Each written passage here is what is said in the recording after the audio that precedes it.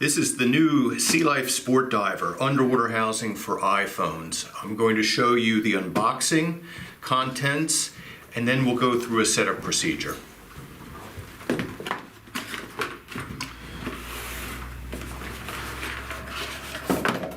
First, you'll notice we have a carry case here.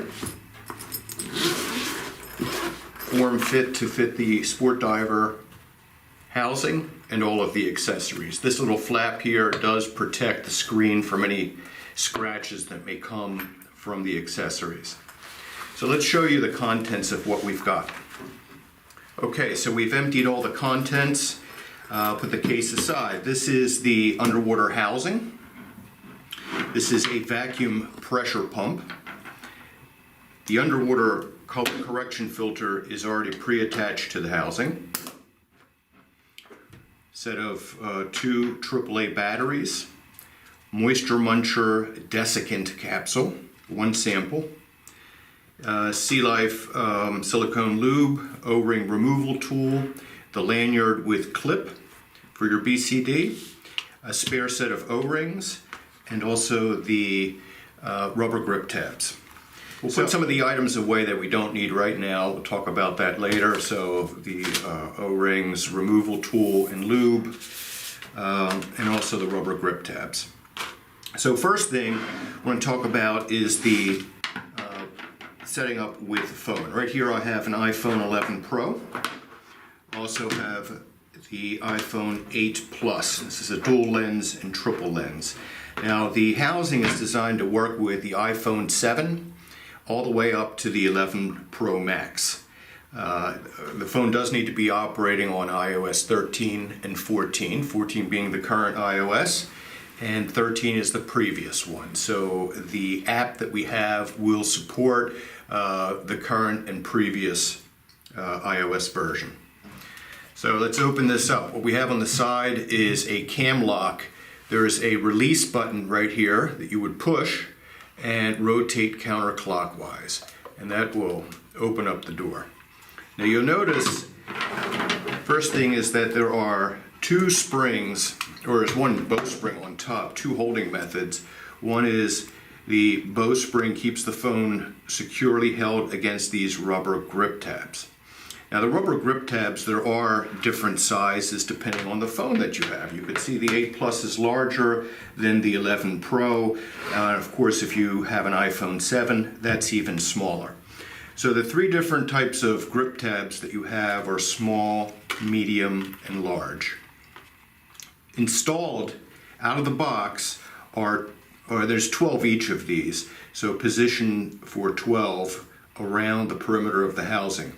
10 of the medium size are installed, and that will fit most of the regular sized iPhones. You will notice that there are two that are missing, and that's because these grip tabs can be pulled out and exchanged, moved around, because we don't want to touch the button on the side of the iPhone. So this one is perfectly set up for the 11 Pro, and the way that we would install this is you will hold the phone up against the spring, push up, and then just release. And you will see that it will rest up against these grip tabs. The grip tabs do have an angle. And then you could slide the phone over. So that's a simple way to insert it and release it. And then to take it out, you see I pull up on the bowspring, lift out the iPhone. So let's set up the housing first. Right here, this is the Bluetooth controller that operates, wirelessly connects with the phone and operates the controls for the camera app, taking pictures and videos and so on. So we want to pull up on this release lever. This is the battery cover.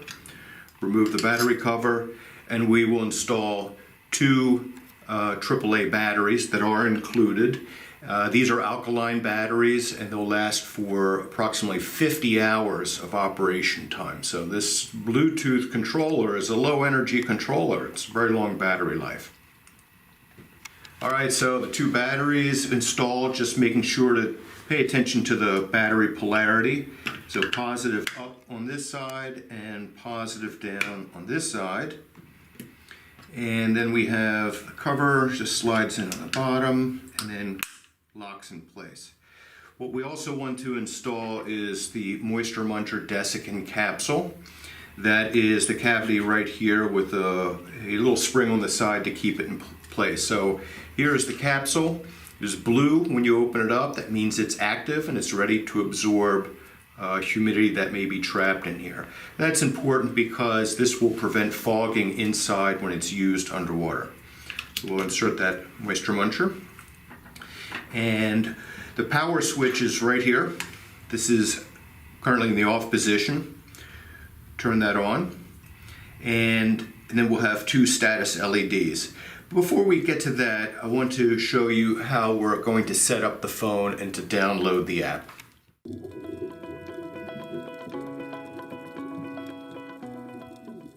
First, I want to show you how to set up the phone and, of course, to download the SportDiver app. So again, on the 11 Pro, we'll go to the App Store, you search for SportDiver, and you will see the SportDiver app looks just like this. So you could download that onto the phone, and the icon will look like this.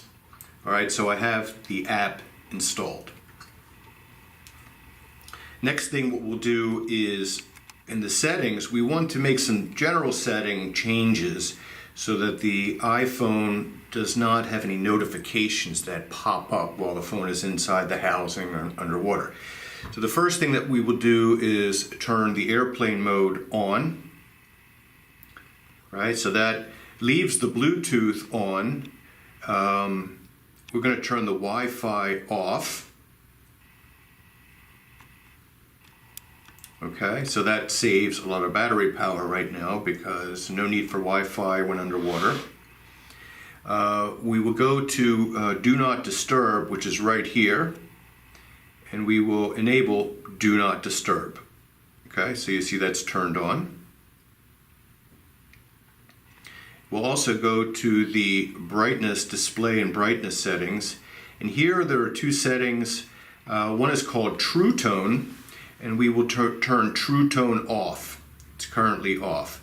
Default, the iPhone will have it on. Now, turning it off actually does make the display a little bit brighter and easier to view underwater. The other thing we'll do is the auto lock. We'll have that set to never. All right, so those are the important settings we'll want to have set up before we install the phone inside the housing. So we'll open up the app. You see it will orient itself into landscape mode, and we will power on the housing. Now install the phone, pushing up on the bowstring until the phone locks into the grip tabs, and then slide it over like this. Now the Bluetooth will connect automatically to the closest phone. So in this case, this will be the closest phone to the housing. It would take about 60 seconds for it to connect, sometimes faster. And when it does connect, you will see that this blue flashing light will turn solid blue, and that the icon will turn from white to blue, which it just did.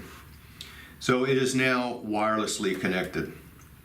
The housing has two battery icons. The one on top is the phone power. You can see we're at full power. And the one underneath is for the housing. So you see that's also at full power. So right now this is set up, ready to go for sealing the housing. I do want to go through the O-rings, which is very important. This is the main seal right here. It goes all the way around the perimeter. Around here, and this seal does need to be lubed. So we include a tube of silicone lube. And the way to lube this is you just apply a small dab onto your fingertip like this, and you can wipe that around the housing like this. It's just a very thin film, a sheen that you want. You will go all the way around. So work that lube in. The O-ring is pre-lubed, but you want to check that to make sure, of course, there's no damage to the O-ring. Do a visual check, that there's no hair or sand or anything trapped, clean it, and then apply a thin film of lube. So that is lubed up, and we'll go ahead and seal the housing. You see the cam lock in the up position. It engages, and then we'll rotate to the right until it clicks. The release lock is now clicked in place. Now the housing does feature dual leak alarms. One is a vacuum pressure leak analysis. And this is the vacuum check port. So we'll go through that process here. We'll go ahead and unscrew this waterproof cap. And inside the cap, you will see is a one-way valve. This allows us to use the vacuum pump, the hand pump, to remove some air inside the housing, and that as we remove it, the air doesn't go back inside. So this is a one-way pump. You'll notice that after the housing has wirelessly connected to the phone, that a pressure gauge will appear. And it has a needle that indicates the pressure reading. So right now it is in the high pressure. That's actually the ambient air pressure around me.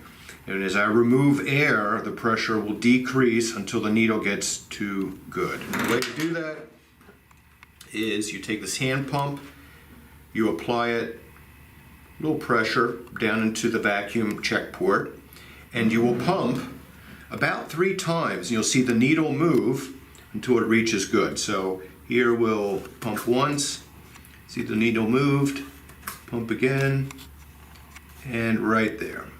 So the needle is perfectly in the good area, the green area, and the pressure gauge goes away. You'll notice this green blinking light now and a display that says there is a 3.5 minute leak analysis. So what the housing is doing, it is monitoring the pressure, the vacuum pressure inside of the housing. And that pressure should remain constant. If there is a leak, well, it's going to activate the alarm. The leak analysis will fail. So let this do its work for about 3.5 minutes. Well, for 3.5 minutes, I will put the vacuum check port back on. Before I do that, just as I lube the main O-ring, we also want to apply a little bit of the silicone lube, a very thin film, around this vacuum check port O-ring. So it should be shiny. Check for any hair, dirt, make sure that O-ring is not damaged. So we'll go ahead and put that all the way on until it bottoms out. Okay, it's about 30 seconds left. I do want to point out that before loading the phone, of course, and this may be obvious, but we want to make sure also that the lens for the iPhone and on the inside of the glass port is clean, right? And that the phone is fully charged. So as this counts down, you can see so far the seal is good, as it should be. And when the leak analysis is complete, this message box will disappear. A new one pops up. It says waterproof seal is good. So that's it. The leak analysis is complete. We know, we have the confidence that it has an airtight waterproof seal, and we're ready to dive. So let's talk about some of the controls. Right here is a shutter lever. So this will take a picture, start, stop the video. On the back, we have 4 control buttons. The mode button, every time you push this, it will cycle through the modes that you see displayed on the left-hand side. So we have first it will be in photo mode for taking pictures. Push the button, you see the blue line underneath would move over to the video mode. And then again, you could start a video by pushing the shutter button, shutter lever, and then push it again to stop the video. And then push it again, we'll go into camera settings. A little bit about that coming up soon. Push it one more time, and we have the playback mode. Playback mode will show you the last picture taken in a large view here, and thumbnails along the right side, with the most recent picture taken displayed. So you could use the up-down key to scroll through those pictures. And the last button here, well, let's go through these again. I want to go back to camera mode. We're in camera mode. So in camera mode, when you use the up and down, and push the up and down buttons, that will activate the zoom. So you see the zoom icon underneath the shutter icon.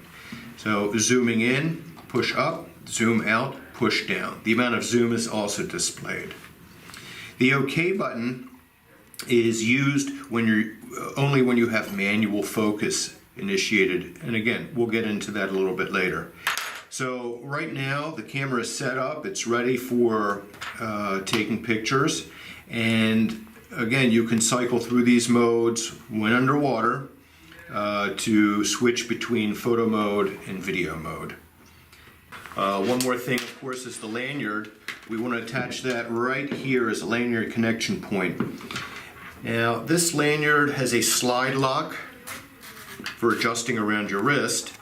The clip is not used here. This is for your BCD D-ring. Okay, so to attach the lanyard, we want to take an end of it, loop it through the lanyard connection point, and make a loop like this and bring the lanyard around.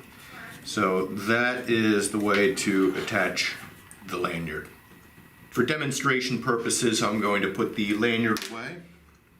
All right, so you'll notice that there is a power save feature that the SportDiver has. The screen is dimmed, and that screen brightness dimming will save the battery power. So there is a setting inside, you can disable that. The default is 3 minutes. You can also set it to 1 minute or 5 minutes. So to wake it up to the normal brightness, you can push any button. So push the OK button. So let's talk about some of the setup features and how to operate this while underwater.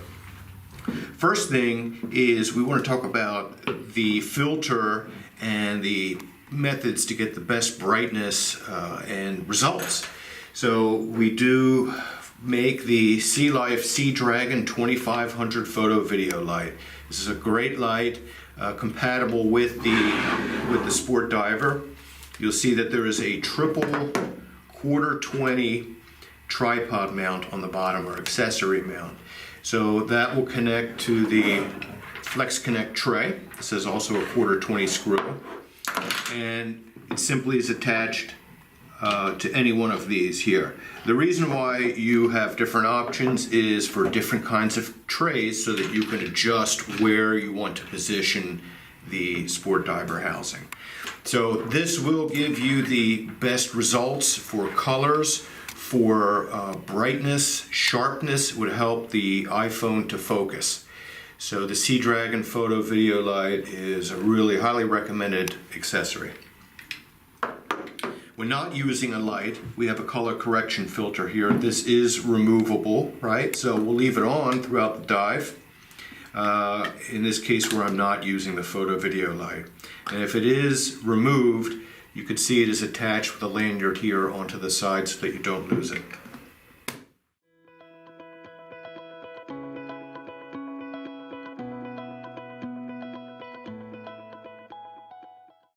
All right, so a recap. Right now we are in photo mode. To take a picture, we push the shutter lever. If we want to take a video, we'll push the mode button. Now it's in video mode. We'll push the shutter lever again to start, and you'll see that on top is an elapsed timer with a red video icon indicating that you are recording. When I push the shutter lever again, it stops, and you'll see that that elapsed timer goes away. Push the mode dial again, we'll get into the settings mode, which we talked about earlier. Let's get into some of these settings. Now, out of the box, the SportDiver app has automatic settings. You don't need to do anything. It will take great pictures, shoot great video, just like that, without having to fiddle with these settings.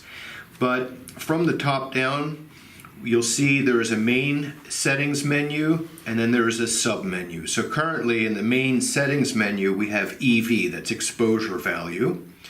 And as I push down on the down button here, I can scroll through all the different settings.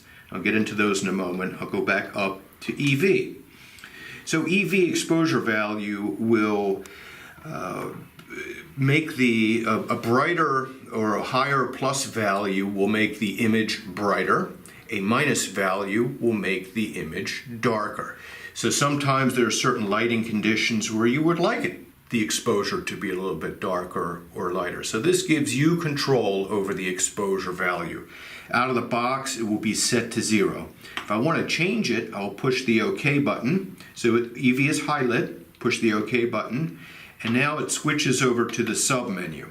So when I push the up and down key, I can adjust that value. And let's say we want to make it a little bit brighter. I will select plus 0.7 EV.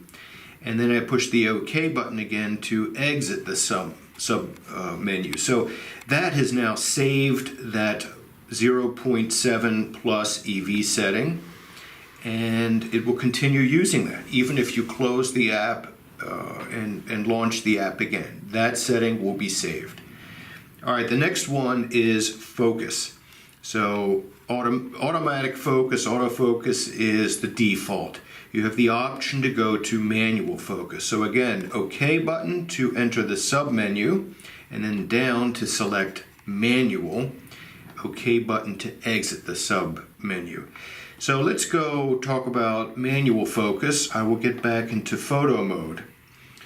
Before I said that the up-down key is for zooming. So right now, yes, I push up, I zoom in. I push down, I zoom back out. If I push the OK button, I will toggle between zoom function, you can see the zoom icon, and manual focus. So here, MF, manual focus. In manual focus now, the up and down key will allow you to manually adjust the focus.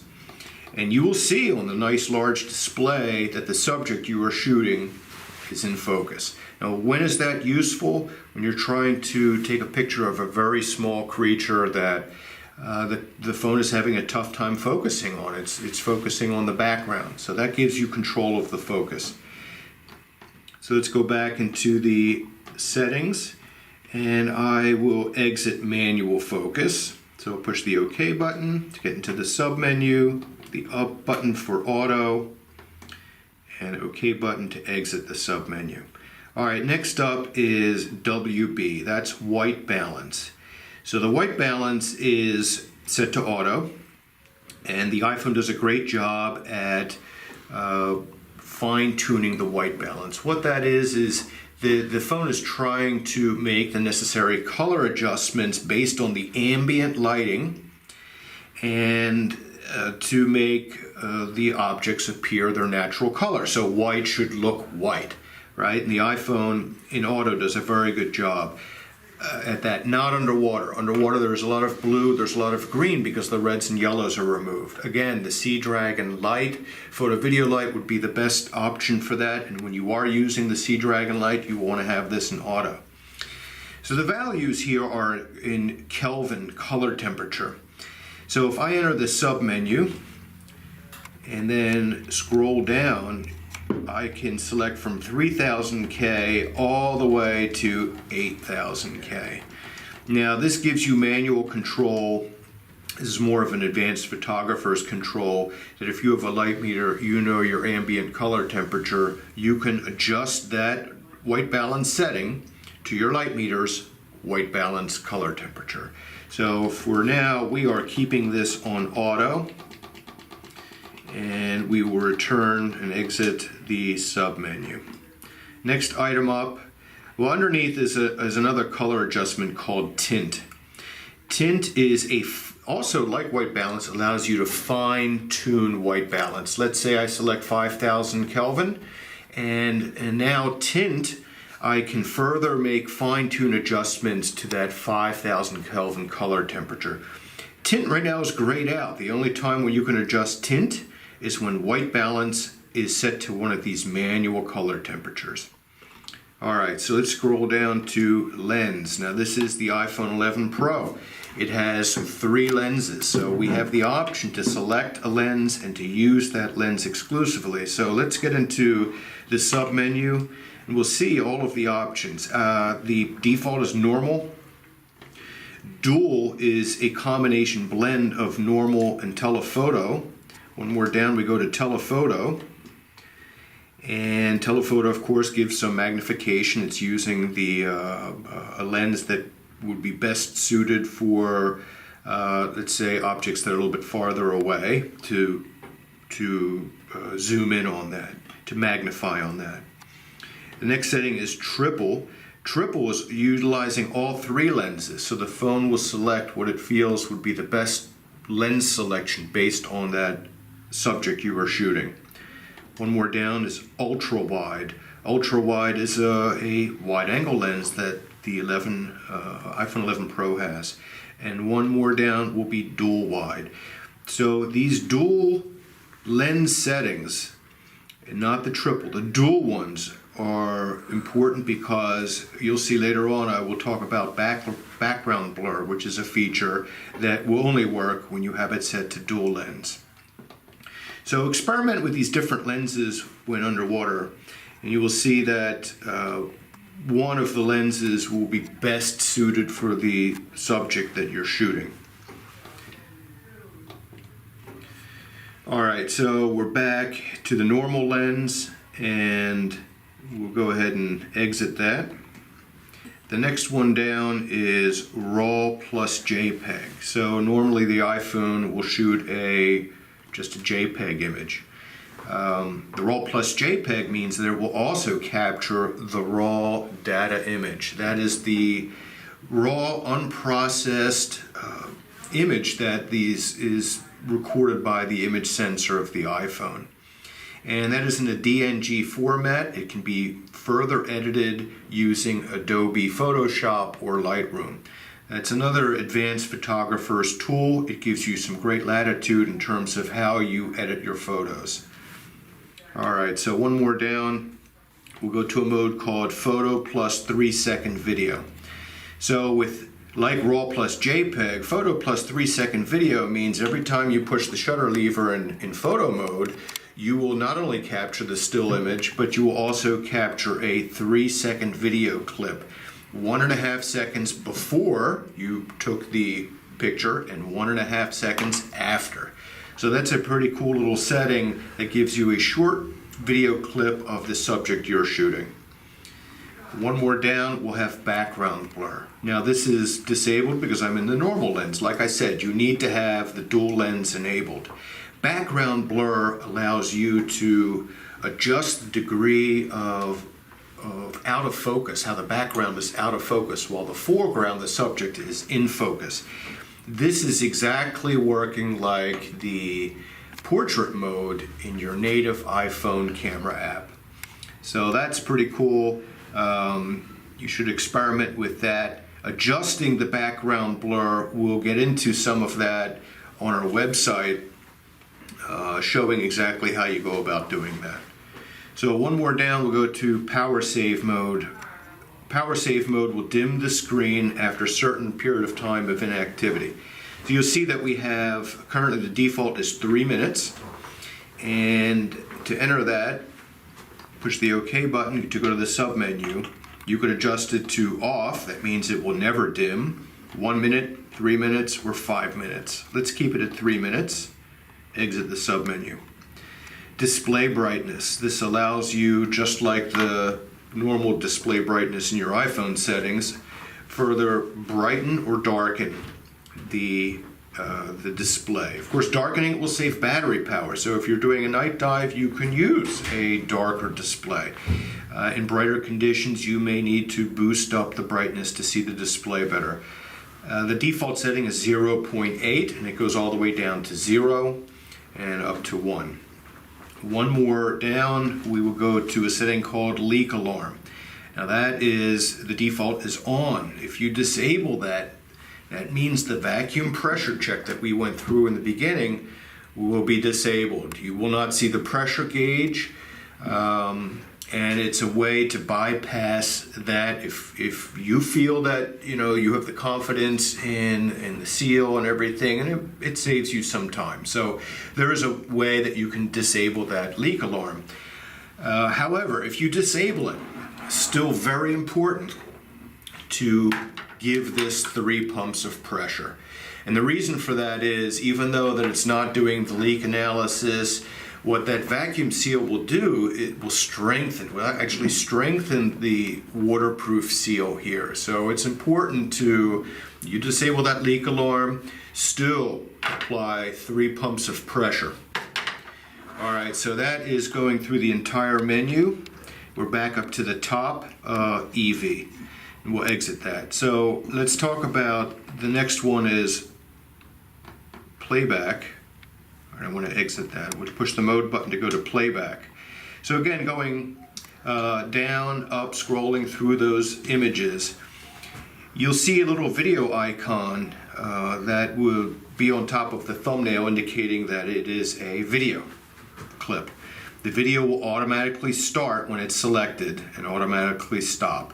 So you don't have to start and stop the videos as you're scrolling through.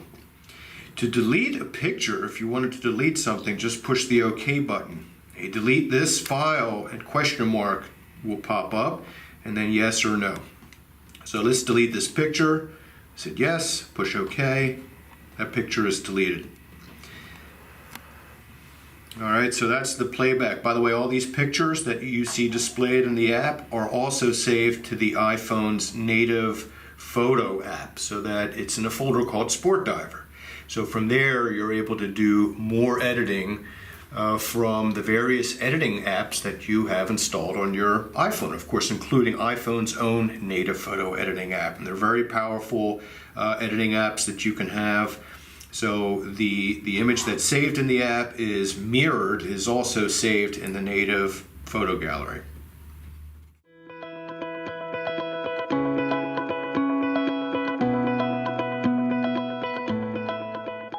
We're back in photo mode. One thing I'd just like to cover again is the leak alarm that's integrated into the SportDiver housing. So you'll see that the green light is still on. Now there is a wet sensor located on the inside bottom of the housing, and let's show you that here. You can see this is an open housing. There's a gold-plated contact wet sensor on the bottom of the housing, right here. If water touches this, it will activate the alarm.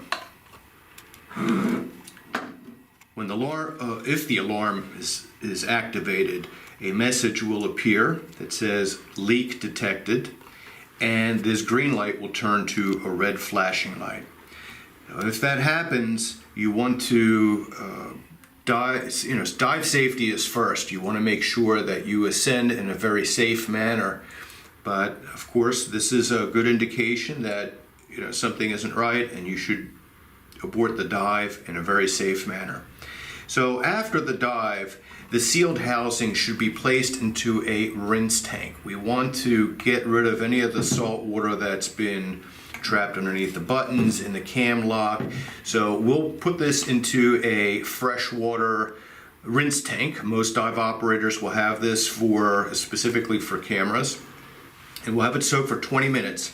And when it's soaking underwater, we'll make sure that we push each of these buttons about 20 times to rinse out, flush out anything that's trapped under the buttons. After that rinse, we'll towel dry the housing. You want to make sure that before we open this, that the housing and that you're completely dry. All right, so this is dry. We'll go ahead and unlock this. Now, right now, I could try with all the power. It's not going to open up. Why? Because there's a vacuum pressure. So in order to open the housing, after the housing is dry, we want to unscrew the vacuum check port. Remember, there's a one-way valve. You'll see right here. And you'll stick your fingertip in there and push that valve sideways. And you'll hear a pressure release. So there, pressure has been released. Now, of course, that does activate the alarm.